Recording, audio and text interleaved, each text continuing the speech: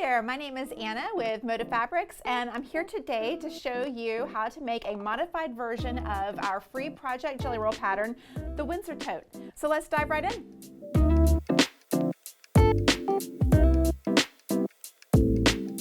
In today's tutorial, we're going to follow the pattern through making our woven panels, and then we'll do a slightly different construction method to assemble the tote. First, we want to start out by making these great woven panels with our jelly roll strips. And to do that, we're going to start by drawing a few guidelines to help us place our jelly roll strips. So I've got my first panel of Fusible fleece right here, and I want to make sure that I am marking on the fusible side, because as I lay down my jelly roll strips, that's going to be on the side with the fusible adhesive. So when I'm done weaving, then I can just take it to the ironing board and press it and adhere those strips to my fleece. So I've got my fusible up, and I'm going to grab my ruler and a pen, and I like to use the 60-degree line on my cutting mat here as a guide for my ruler, and I'm just going to start marking lines. I don't need to mark a ton of lines. I'm just going to mark about every 5 inches, so that's 2 jelly roll strips, and you'll see when we start weaving our jelly roll strips that that's perfect, because every strip is going to kind of line up against one of my marked lines. So there's my first line. I love this ultra grid ruler because on the inch line markings here, I can just have my marked line right centered in between the 2 orange lines, and I know that I'm right on where I need to be. So this is 5 inches. I'm going to mark it right here.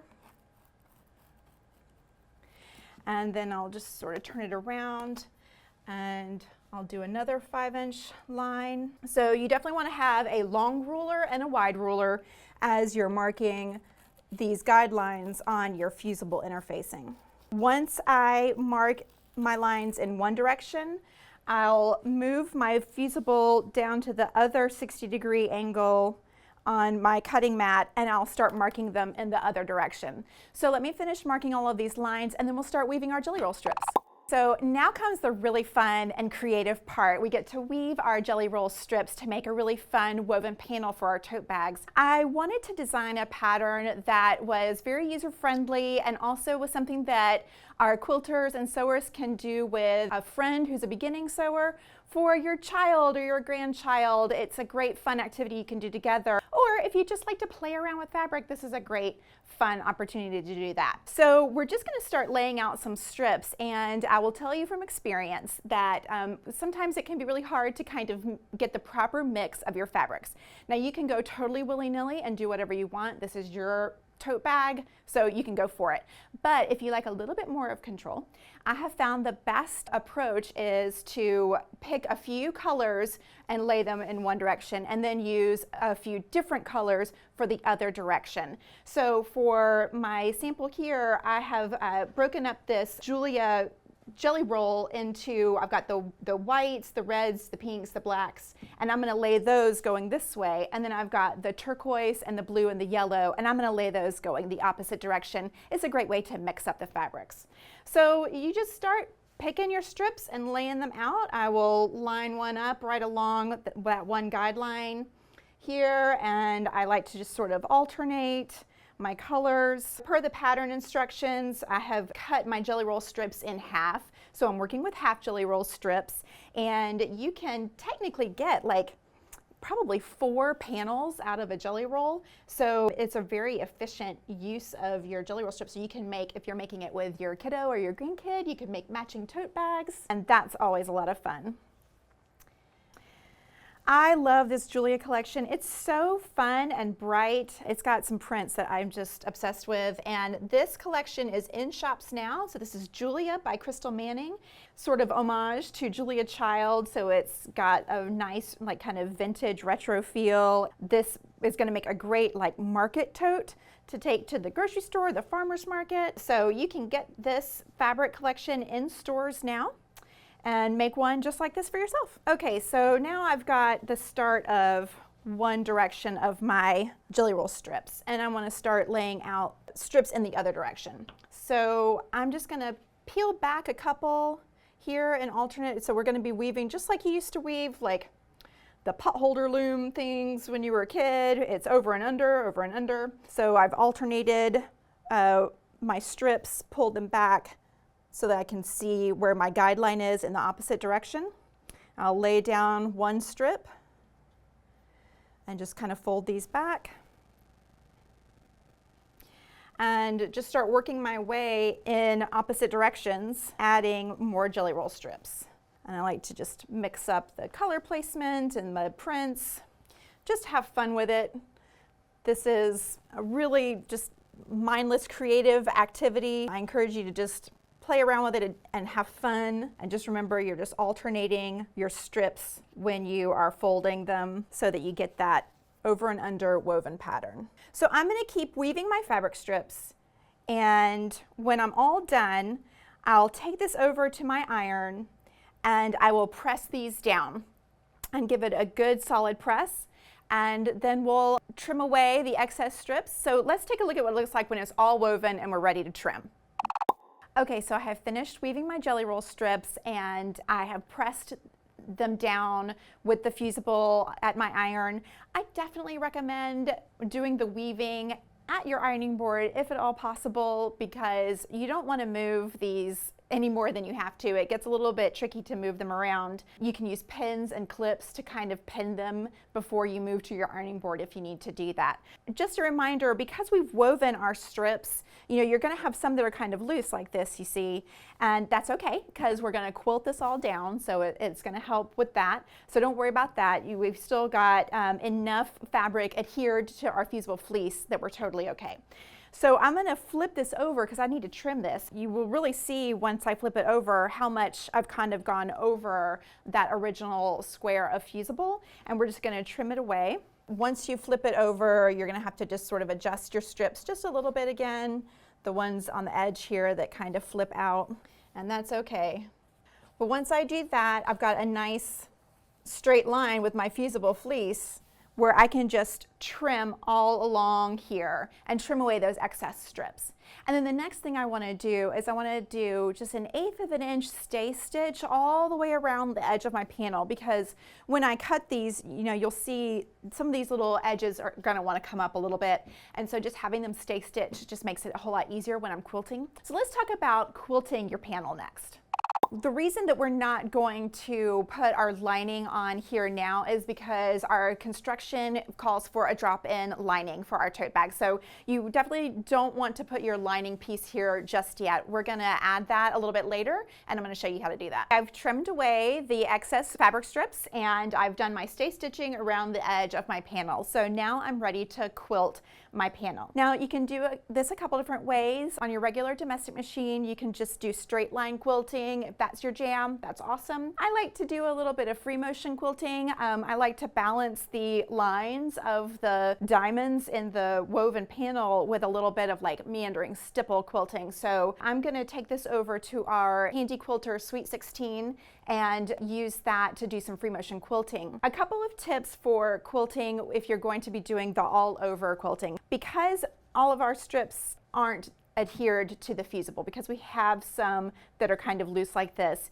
your quilting foot may catch on those strips. So the easiest way to take care of that is to quilt with the Fusible side up, and you know, make your bobbin thread what you want your top quilting thread color to be, and then that way you can easily quilt without catching those jelly roll strips. I also definitely recommend, if you're sitting down, using some gloves.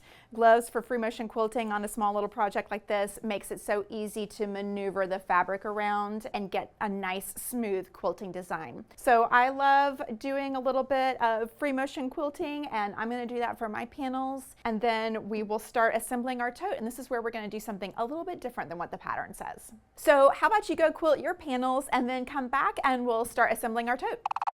Okay, so here's where we're going to depart from the pattern just a little bit. I've still got my lining pieces just like our pattern calls for, but I want to make my tote bag with a flat bottom as opposed to using my quilted panels to make the bottom as the pattern calls for. I have cut some toweling, some Moda toweling that I think matches this Julia collection so perfectly. I've cut one piece that it's about 5 inches, and I have fused it to a very stiff piece of double-sided fusible interfacing. So this is the stiff stuff. And then I cut 2 smaller pieces, and I put just a smaller strip of the fusible fleece on these 2 pieces. So this is going to be the exterior bottom of my tote bag. And then these 2 pieces are going to come together to make the interior bottom of the tote bag. So this will be for the lining. And don't worry, we're going to put all of these measurements in the blog article. So just check that link in the description and you can get all of these measurements so you can do your tote bag just like this. Then I've also got my handles here. Again, these are cut just like the pattern calls for, but for each handle, I have cut a couple pieces of the fusible fleece and then a couple pieces of just shape flex, a lighter interfacing. So I'm going to sew these right sides together. I'm going to have one side is going to have that fusible interfacing, the fusible fleece rather, and then the other side is going to have the thinner interfacing. So that just gives my handles a little bit more stability. So I'll sew these together. I'll leave one end open. I'll turn them right side out.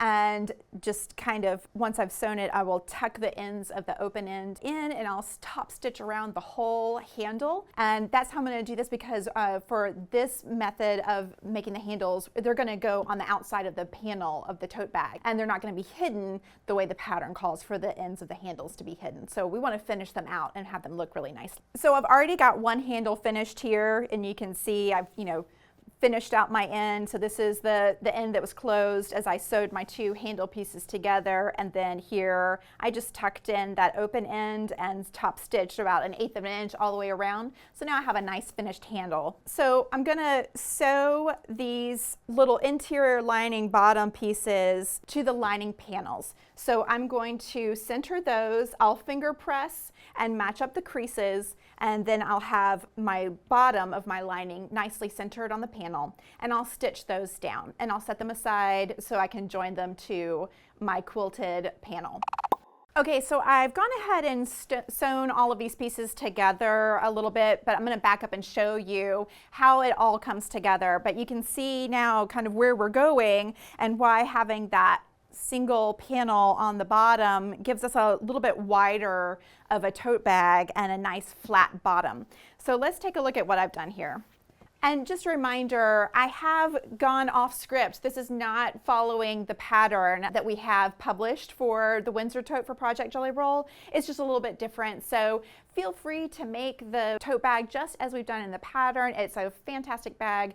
This is just a different way to assemble your tote bag and try some new skills, and gives you just a little bit different look. So first, what I did was, instead of hiding my handles in between my quilted panel and my lining, I went ahead and stitched them to the outside of my quilted panels. I followed the pattern in the sense that I went 5 inches in from each side of my quilted panel, and that's how I did my placement. So I'm 5 inches down and 5 inches in from each side, and then I just clipped and penned these. I top stitched them down. You want to leave about a 1/4 of an inch from the top of the quilted panel when you're stitching down the handles, because then when you add the lining panel, you have room for your foot to go past that and stitch that lining to the quilted panel. So be sure to do that. And then you can see this is why I wanted to finish out the ends of my handle, because it looks really nice that way. Once you add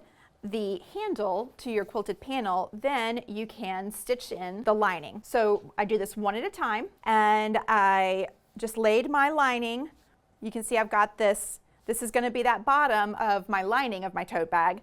So I've got it right sides facing with the quilted panel, and I just did a 1/4 inch seam all the way across. Just use your clips, use your pins. It'll help you to hold the straps down. Make sure your handles are out of the way so that they don't get caught in your seam.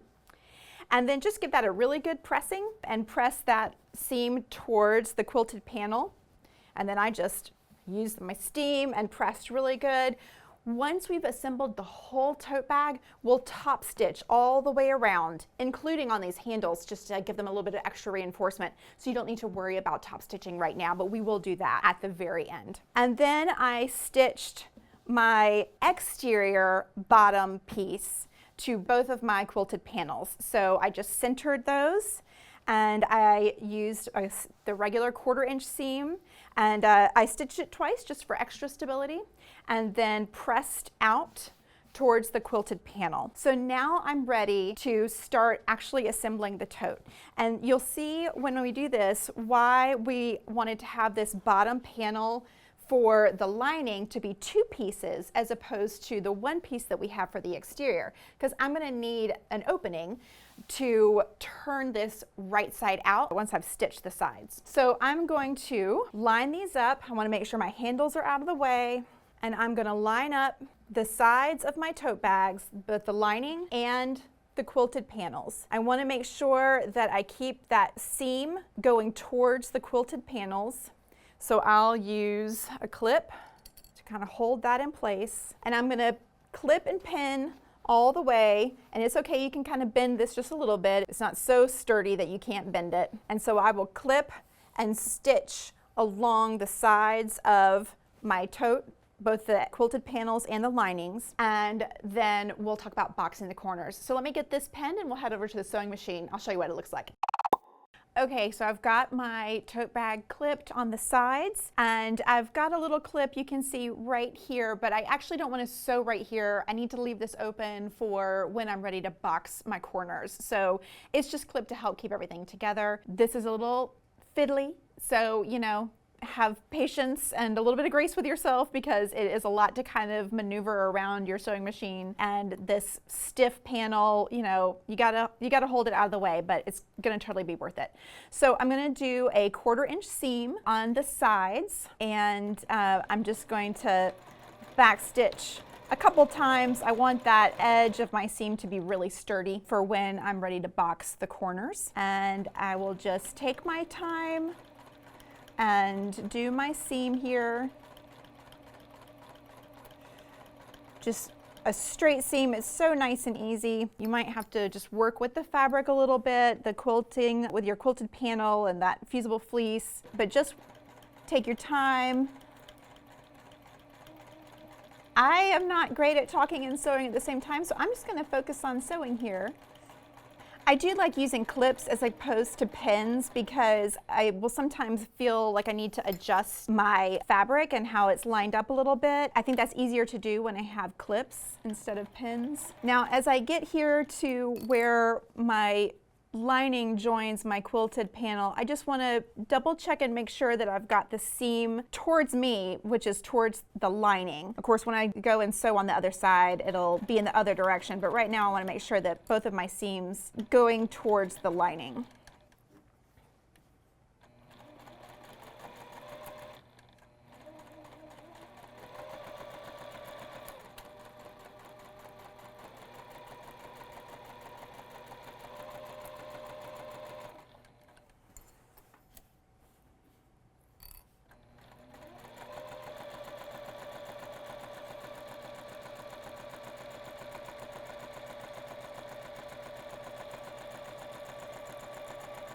I'm going to back stitch a couple times here at the end.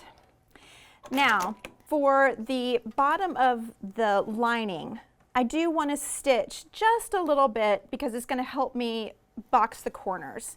I don't want to stitch this entire thing closed because, again, I need that opening to turn this right side out when I'm ready to do the last little bits, but I need to have a seam here. So I'm going to sew just a couple inches, and I'm going to make sure that I back stitch both at the start and at the end so that I've got a nice sturdy seam there, and then I'll be ready to box this side corners.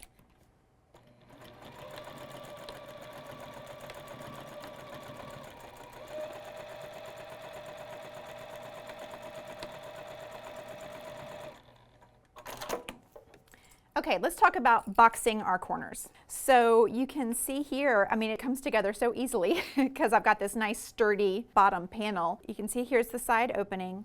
I don't really even need to clip, but I will just to be extra secure. And I'm just going to stitch a 1/4 inch along here. And we'll just clip these to hold it in place. It doesn't really matter which direction your seam is going. You just want to make sure that when you do the other side, I like to make them go the same direction, just for a little bit of continuity. So This is what I love about boxing the corners with a nice sturdy interfacing for that bottom panel. It gives me the support for this top piece. And so I'm going to sew right along here. So you can see my side panels here. I'm just going to do the nice 1/4 inch seam. I will back stitch several times. And just stitch along the edge here. And when we're done, we're going to have a nice boxed corner. And it's going to give our tote bag a lot of shape.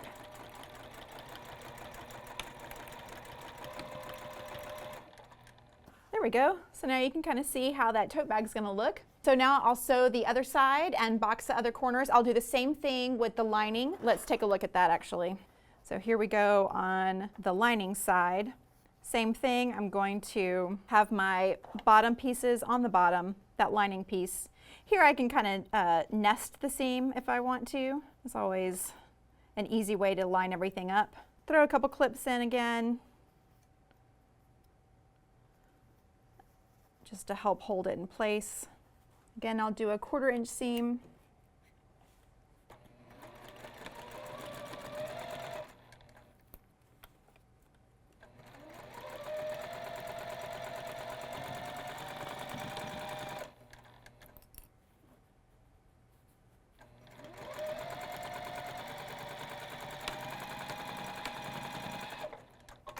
Okay, there's my lining done. So now I'll do the other side and we'll turn this baby right side out. So we've stitched the sides of our tote bag, the outer panels and the linings. We've boxed the corners and we're about to do the big reveal. Let's turn it right side out. But before I do that, I just want to remind you that the Windsor Tote pattern itself does have instructions for how to box corners.